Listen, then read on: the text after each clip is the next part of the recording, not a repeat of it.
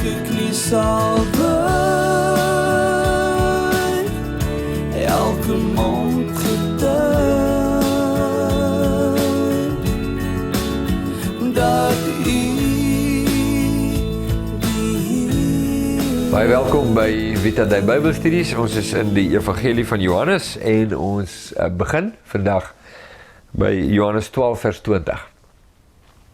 Ja nee, die atmosfeer is gespan soos 'n snaar, gitaarsnaar. Hier is groot spanning in die lug en groot magte en kragte wat agter die skerms magte bymekaar maak en versamel vir die groot aanval teen Jesus. En ons weet presies wat kom. Nou, om jouself net so 'n bietjie in die storie te week, nee, te doop in die storie. Dink net gou. Ek en jy weet nou wat kom. Ons weet nou van die kruisiging en die opstanding en so aan en so aan en so aan. Maar die disippels is, alhoewel Jesus baie vir hulle gesê het, en weer nou vir hulle gaan sê, is hulle salig onbewus. Nee, hulle kan voel as spanning en voel hoe die ding loop na 'n punt toe. Nou, hulle weet nie die sekoe se oortjies, hoe van wat nou vir hulle lê en wag. So hier is eintlik 'n baie dramatiese tyd. 'n week, net so 'n bietjie meer as 'n week en 'n half, wat nou vir hulle voorlê, die mees dramatiese tyd in hulle hele lewe, maar ook die drama wat nou vir hulle voorlê, die drama wat die hele wêreld verander. En ook die rede is hoekom ek en jy rondom hierdie kamera nou saam kan kuier en die goed praat wat ons praat. So hierdie is groot. Vers 20, en daar was sommige Grieke onder die wat opgekom het om die fees te aanbid. Hulle het na Filippus gegaan, wat van Betsaida in Galilea was, en hom gevra en gesê, my Heer, ons wil Jesus graag sien. Filippus kom en sê dit vir Andreas, en Andreas en Filippus vertel dit weer aan Jesus. Ek vermoed, dit is omdat Filippus, wel is 'n Griekse naam, skat ek, sy Griekse naam en sy Griekse agtergrond. Dat hy Grieks kon praat, die Grieks sprekende Jodes kon praat met die een met wie hulle kan kommunikeer. Natuurlik, is nou logies. Maar Jesus antwoord en sê, die uur het gekom dat die Seun van die mens verheerlik moet word. Voorwaar ek sê vir julle, as die koringkorrel nie in die grond val en sterf nie, bly dit alleen, maar as dit sterf, dra dit veel vrug. Nou ja, hierdie vers het nou, daar was al so baie preke oor hierdie vers gemaak. Maar die onmiddellike betekenis, want daar is die onmiddellike betekenis van die uitspraak, wat jy dan nou sien binne die konteks van die gebeure, wat nou daar plaasvind, en dan is daar die ripple effek, nee, wat hierdie uitspraak het, met wyeer implikasies. Jy weet, ons kan nou, ek wil nou nie sê vergeestelik nie, maar jy kan dit nou weier vat na ook die lewe van die gelowige en so en so, weet, bietjie uitgaan daarmee. Maar die onmiddellike uitspraak is, hulle soek Jesus. Die Grieke soek Jesus. En Jesus sê,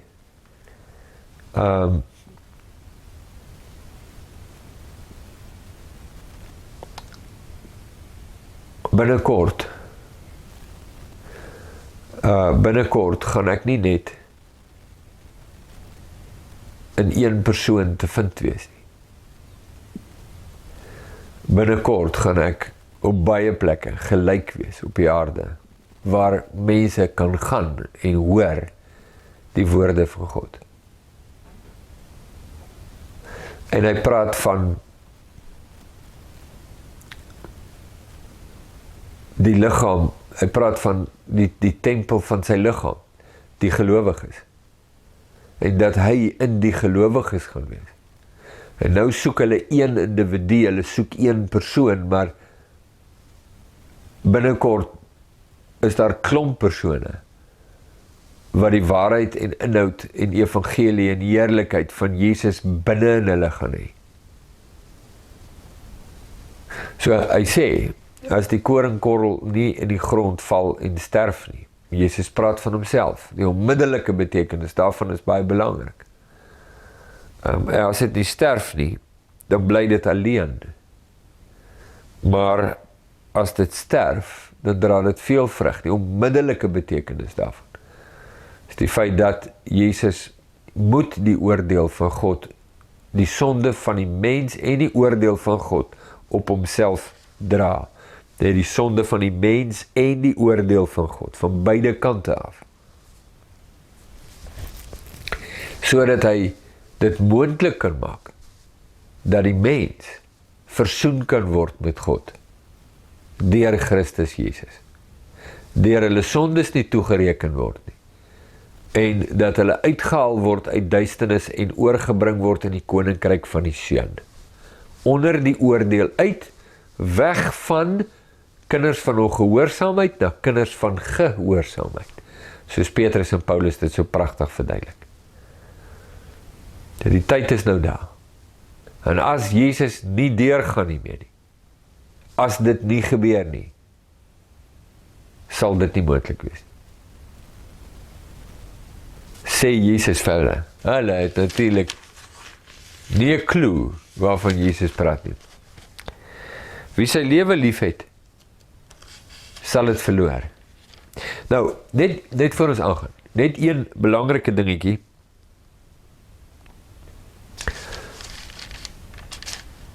Jesus is 100% aan die Vader onderdanig. En dit is die Vader se wil, dat Jesus die sonde van die mens en die oordeel van die Vader op hom neem. Dat hy in die grond val en sterf. Die beeld van die koringkorrel. En dit is hoekom Jesus kruis toe gaan. Hy gaan kruis toe, want hy is 100% aan die Vader onderdanig. En hy doen wat die Vader sê. 100%. Ons hou daarvan om het emosioneel te draai, dat het oor ons gaan. Ons sal sê, maar oor sy onberekenbare liefde vir ons, het sy liefde ons daar gehou in die kruis. Nee, dit is 'n baie emosionele groot prentjie. Maar die Bybel sê dit anders. Die Bybel sê, dit was oor sy onberekenbare onderdanigheid aan die Vader. Hy volg die Vader. Hy praat met die Vader. Vader, as dit moontlik is, laat hierdie beker by my verbygaan. Maar nogtans nie my wil nie, maar u wil. Die uitspraak daar is nie, Vader, moet asseblief nie die beker by my laat verbygaan nie, want ek is so ongelooflik lief vir die mense en ek wil alles vir hulle doen en ek wil, weet so. Soos dat ons het baie keer verduidelik. Ons verduidelik het so, maar dit is nie die verduideliking in die Bybel. Die verduideliking is die onwrikbare onderdanigheid van die Seun aan die Vader om hom te volg tot in die dood. Dieselfde houding sien jy by Isak, toe Abraham hom wil offer. Nou, ek weet nie of jy weet nie, maar ek dink die kinderbybel teken vir Isak so 'n klein seentjie. Nee, jy het ook dalk daai beeld. Abraham en Isak op die berg Moria, en Abraham gaan hom nou offer, en so 'n klein seentjie, so. Jy kan hom maklik overpower, bind hom vas, gooi hom op die altaar, pluk die mes uit. Dis ietsie van daai. Maar dis glad nie wat in die Bybel staan. Isak was in sy 30's. Hy is nie klein seentjie nie. Isak was al 'n fikse, sterk man. Abraham was, mind you, hy was al verkeerde kant van 100. En Isak kon hom baie maklik geweier het. Maar Isak was 100% gewillig en onderdanig aan sy vader. Abraham het net gesê, papa, ek sien ons het vuur en ons het hout, maar waar is die offer? En die Here sal voorsien. Kom hier, tot dan, en hy bind Isak se hande vas. En Isak weet wat aangaan, maar hy laat dit gebeur. Want hy gee hom 100% oor aan sy pa. Is dit nie 'n treffende situasie nie, hè? Presies wat Jesus hier doen. Hy gee hom 100% oor aan sy Vader. En daarom is hy bereid om in die grond te val en te sterwe. Dis die Bybelse verduideliking. Nou, wie sy lewe lief het, sal dit verloor. Okay, dis hoekom. Toe ek by daai sinnetjie kom, toe besef ek, ja, ons moet net iets oor die Vader en gehoorsaamheid sê. Wie sy lewe lief het, sal dit verloor, maar wie sy lewe haat in hierdie wêreld, sal dit bewaar vir die ewige lewe. En ons weet, Jesus wat hierdie woorde gebruik, die bedoeling en hoe hy hierdie woorde gebruik, hy weet as jy vader of moeder nie haat nie, met bedoeling dat in vergelyking met jou toewyding aan Jesus, as jy vader of moeder bo my lief het, as jy jou lewe bo gehoorsaamheid aan God lief het, sal jy dit verloor. Maar as jy jou lewe prys gee in gehoorsaamheid aan God, dan sal jy die lewe wen. Dan sal jy dit bewaar vir die ewige lewe. So nee, dit is so belangrik en dit is 'n sterk evangelie boodskap, nie? Kom ons gaan net aan. Ons kyk verder. As iemand my dien, laat hom my volg. As iemand my dien, laat hom my volg. Volg en wat? In absolute onderdanigheid en gehoorsaamheid aan God. Dis wat. Dis die pad wat Jesus stap. Hy is onderdanig tot die dood toe. Dis die pad wat hy stap. So as jy Jesus dien, volg hom. Doen jy net so. En waar ek is, daar sal my dienaar ook wees. Ja, waar is dit? Waar ek is, sal my dienaar ook wees. Johannes begin die evangelie deur te sê, niemand het God nog ooit gesien nie, maar hy wat in die boesem van die Vader is, die enige gebore seun, wat self God is, die het hom verklaar. Daar was die belangrike stukkie inligting en openbaring. En Jesus sê, waar ek is, daar sal jy ook wees. Waar is in die boesem van die Vader. En as iemand my dien, sal die Vader hom eer. Wie word deur die Vader geëer? Die wat my dien. Hoe weet jy iemand dien Jesus? Hy volg Jesus. Volg Jesus in wat? Absolute onderdanigheid aan God. Nou is my siel ontsteld, sê Jesus. En wat sal ek sê? Vader het my uit hierdie uur, maar hierom het ek in hierdie uur gekom. Inteendeel bid hy, Vader, verheerlik die naam. Daar het 'n stem uit die hemel gekom, ek het dit verheerlik. En ek sal dit weer verheerlik. Dis wat die Vader doen. Al sy aandag is op die Seun. Hy verheerlik die Seun. Hy is lief vir die Seun. Al sy genade, al sy heerlikheid, sy aandag is op die Seun. En die een ding wat vir my nou nogals hier 'n ligpunt is in hierdie toneel, wat ons nou gadeslaan hier met Jesus is, hy is absoluut gefokus op onderdanigheid aan die Vader. Maar dit beteken nie dat dit wat hy weet vir hom voorlê, het hy sy emosies net heeltemal rustig, want hy is onderdanig aan die Vader nie. Hy weet dat onderdanig aan die Vader gaan hom na die kruis toe vat. Soos baie gelowiges geweet het dat hulle onderdanigheid aan Jesus, hulle onderdanigheid aan die Seun, gaan hulle na die arena toe vat. Dit beteken nie, jy sit daar onder in die arena in jou tronksel en wag vir die groot oomblik wanneer hulle jou gaan uitbring en die leeu's loslaat nie, dat jy is nie ontsteld nie.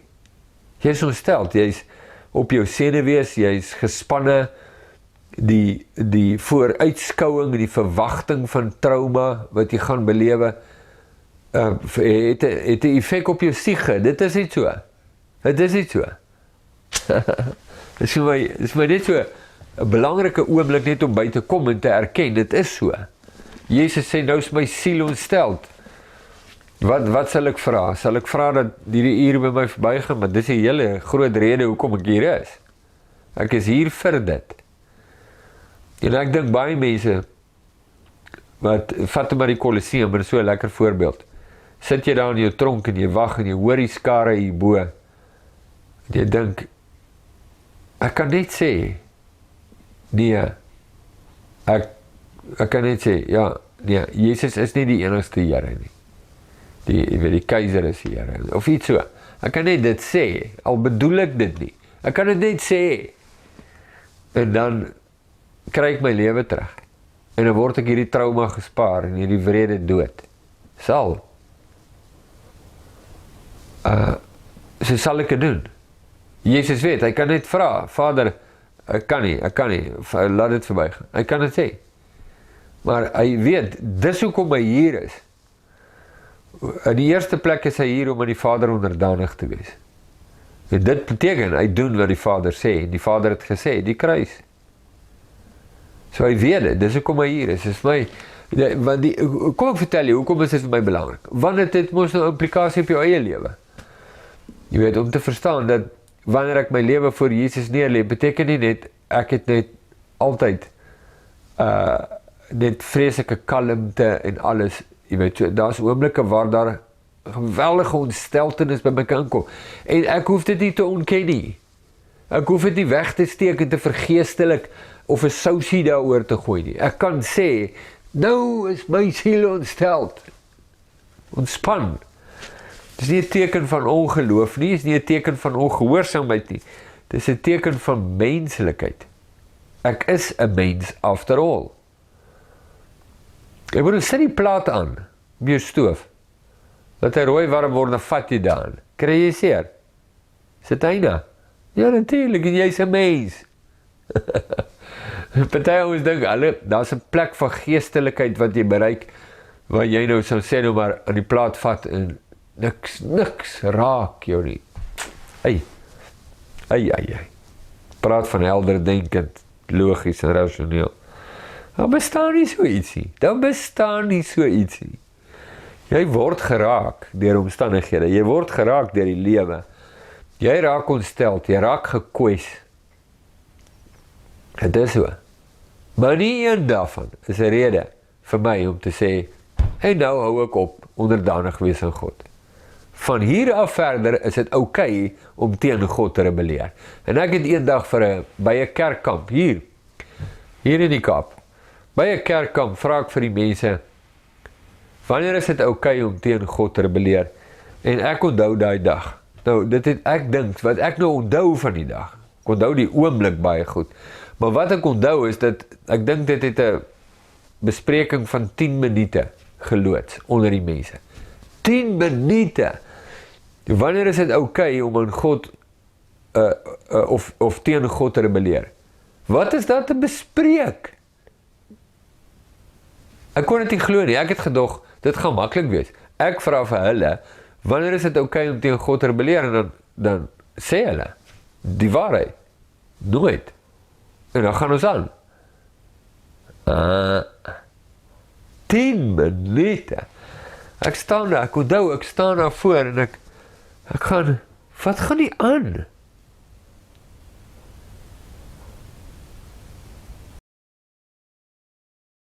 Die mense het nie 'n benul van wie God is nie. Nie 'n benul nie. Nie 'n benul van die dieptes en omvang van rebellie teen wie God is nie. Hulle vind dit waardig om dit te bespreek vir 10 minute. Wanneer is dit oukei om teen God te rebelleer? Ja, dit, jy weet so, seker goed maak my nou net ongelooflik moedeloos om te sien, net hoe ver het 'n mens geval. En ek praat nou van kerkmense, soos die tannie gesê het. Ek is 'n kerkmens. Is 'n kerkkamp. Ek kan dit nie glo nie. Ja. Vers 29, en die skare wat daar gestaan en dit gehoor het gesê dat daar 'n donderslag gewees. Ander het gesê, 'n engel het met hom gespreek. Jesus antwoord en sê, hierdie stem het nie om my ontwil gekom nie, maar om julle ontwil. Ja, het was nie om Jesus te vertroos nie, want Jesus is 'n konstante fellowship met die Vader, konstant. die stem, dis wat Jesus nou vir hulle verduidelik, sê is nie om my te bevestig nie. Ek weet wie my Vader is. Jy weet, ons is 'n konstante kontak met mekaar. En, maar dit het gekom terwille van julle. Dat julle kan notisie neem. Van wat? Van wie ek is. Van dis julle wat nie weet nie. Selfs julle wat dink julle weet nie wie ek is nie. Nou is dit die oordeel van hierdie wêreld. Nou sal die owerste van hierdie wêreld buitentoe gedryf word. Ons het dit gelees in Openbaring 12, nee? Ja, dit is dan verstommend hoe hierdie gedeelte amper 'n direkte parallel is, maar ja. En as ek van die aarde verhoog word, sal almal na my toe trek. En dit het hy gesê om aan te dui hoe danige dood hy sou sterwe. When I am lifted up, I will draw all men unto me. Die skare antwoord hom, ons het uit die wet gehoor dat die Christus tot in ewigheid bly. En hoe sê u dat die seun van die mens verhoog moet word? Wie is hierdie seun van die mens? So die skare verstaan ook, Jesus praat van die kruisiging. Dis 'n algemene teregstellingsmetode in die tyd waarin hierdie mense lewe. Hulle het al baie mense gesien, gekruisig raak. Hulle het al die lyke gesien op die kruise langs die paaie, terwyl hulle reis van een dorp na 'n ander waar die Romeine dit los, sodat almal dit kan sien, sodat hulle die boodskap kan kry. Hulle is nie vreemd vir dit nie. So hulle hoor Jesus praat op 'n manier en hulle verstaan wat hy sê. So hulle sê net, okay, maar wie is hierdie seun van die mens? Want dit kan nie die Christus wees waarvan jy praat nie. En as jy sê, want die Christus word nie doodgemaak nie, hy bly tot in ewigheid. En as jy sê, jy is die Christus en jy sê hulle gaan jou doodmaak, dit is 'n weerspreking in terme, contradiction in terms. Daar bestaan nie so iets nie, Christus tot in ewigheid. Dis nou hulle verstaan, hoe hulle nou die storie sien. En Jesus sê vir hulle, vers 35, nog 'n klein tydjie is die lig by julle. Wandel solank as julle die lig het, sodat die duisternis julle nie oorval nie. En wie in die duisternis wandel, weet nie waar hy gaan nie. Solank as julle die lig het, glo in die lig. Sjoe, hier is vir my kosbaar, sodat julle kinders van die lig kan word. Glo in my. Moenie verward raak oor my nie. Glo wie ek is. Julle kyk en kyk, maar sien nie. Julle hoor, maar hoor nie. Hier is ek in julle midde. Glo dat ek is wie ek sê ek is. Die profete praat van my.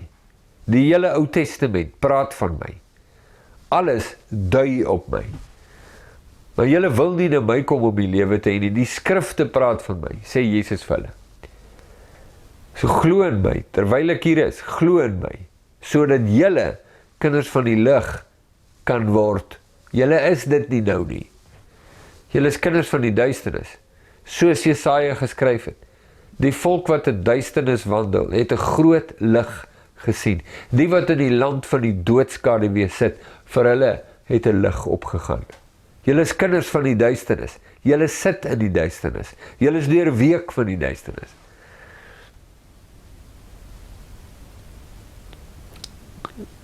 En hy het weggegaan en hom vir hulle weggesteek.